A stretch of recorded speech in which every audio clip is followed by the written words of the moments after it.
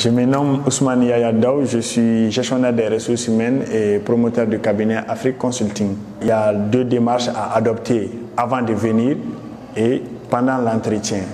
Ce que nous constatons généralement chez les candidats, la plupart ne préparent pas l'entretien d'embauche.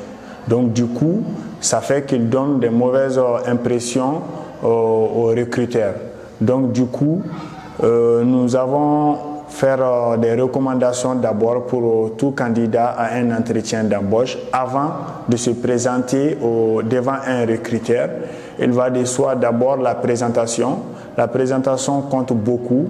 La personnalité, étant donné que le recruteur ne vous a certainement jamais vu, il doit se faire une idée sur votre personne. Donc du coup, la présentation, quand je parle de la présentation, il s'agit de tenue vestimentaire à porter, de l'état, la coiffure, le maquillage, tout ce qui va avec. Donc généralement dans un entretien d'embauche, il y a certains qui se permettent, bon, je m'excuse entre parenthèses, il y a d'autres personnes qui viennent avec des silhouettes vraiment pas assez soignées.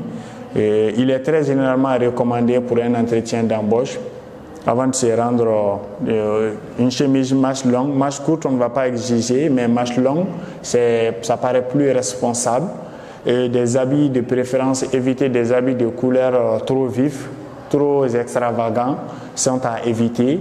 Des pantalons bien repassés surtout et de couleurs sobres s'il le faut. Ça dépend du profil à recruter et des chaussures aussi de couleurs sobres. Ça, ceci est également recommandé dans le cadre d'un entretien d'embauche parce que l'objectif n'est pas d'attirer l'attention des gens sur la personne inutilement en fait. Il s'agit d'évaluation d'une compétence, voire par rapport à un poste donné. Donc du coup, la bonne présentation donnera une idée au recruteur, rassurera le recruteur pour le poste en un premier temps. Donc en un second temps, la ponctualité.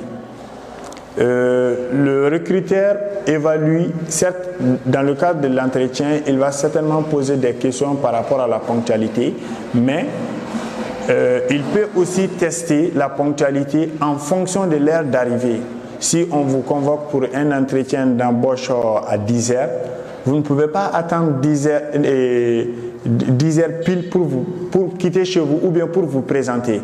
Il faut venir au moins 30 minutes en avance, le temps de vous soigner, de vous arranger, un peu retoucher votre maquillage s'il le faut, de sorte que vous ne vous présentez pas devant le recruteur dans un style dépravé. Parce que vous pouvez bien faire attention à votre apparence, mais le trajet que vous effectuez avant de venir au lieu de l'entretien, au lieu des rendez-vous, ça peut faire que vous allez, votre silhouette, votre présentation aurait besoin des retouches, donc les maquillages, les habits, tout. Et également l'odorat. Généralement, quand on vient plus tôt, on a le temps d'évaluer tous ces aspects.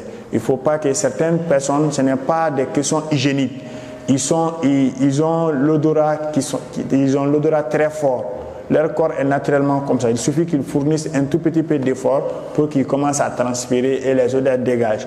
Donc ça peut aussi avoir une influence négative dans le cadre de l'entretien pour certains postes. Donc du coup, en venant plus tôt à un entretien d'embauche, tu te donnes le temps de corriger les erreurs. Dans le cadre pratique, une fois que vous vous présentez devant le recruteur, la première des choses, vous êtes venu vous présenter pour un poste en recrutement. Vous n'êtes pas venu demander de l'argent, vous n'êtes pas venu demander quoi que ce soit. Donc du coup, vous devrez vous sentir à l'aise. Votre personnalité doit dégager de l'assurance.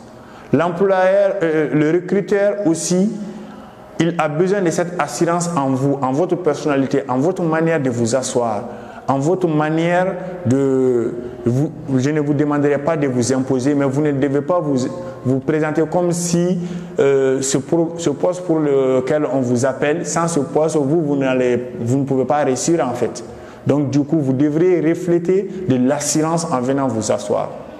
Aussi, l'espace du recruteur. Quand le recruteur vous convie, vous ne devriez pas occuper son espace. Son espace, je fais allusion à son bureau. Certains, quand on les convoque pour un entretien, ils se chargent tellement d'affaires que certains n'auront même pas de place à côté. Il faut les poser sur le bureau et ils encombrent en fait l'espace du recruteur. Ça, c'est des choses à éviter. Il faut se renseigner sur l'entreprise qui vous invite à un entretien d'embauche avant. Parce que généralement, les entreprises se sentiront mieux à l'aise. Dans la plupart des cas, ils vont vous poser la question: que savez-vous de notre entreprise? Qu'est-ce que vous pensez? Qu'est-ce que vous... Cette information montre, cette question a pour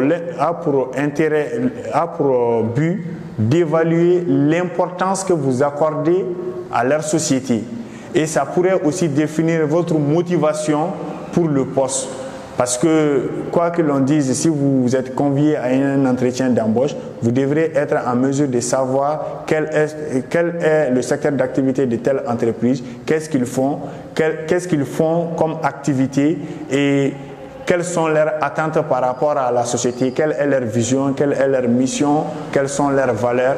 Parce qu'il doit y avoir une cohérence entre leur vision, leurs valeurs et toi, tes comportements. La plupart des évaluateurs et des recruteurs, ils posent la question aux candidats: faites-nous le résumé de votre parcours scolaire et professionnel, ou bien parlez-nous de votre parcours scolaire et professionnel, ou bien parlez-nous de vous. Cette question a pour but non seulement d'évaluer l'expression orale du candidat, mais aussi d'analyser sa capacité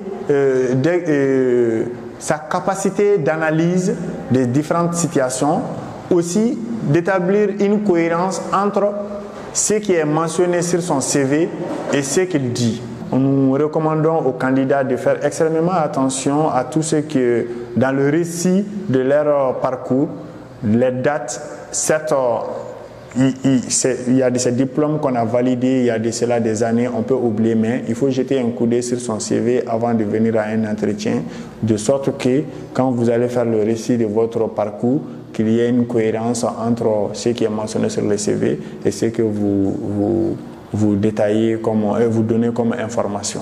Il y a une autre question que les recruteurs utilisent généralement quand ils ont du mal à démarquer. Ils ont beaucoup de candidats aptes pour le poste.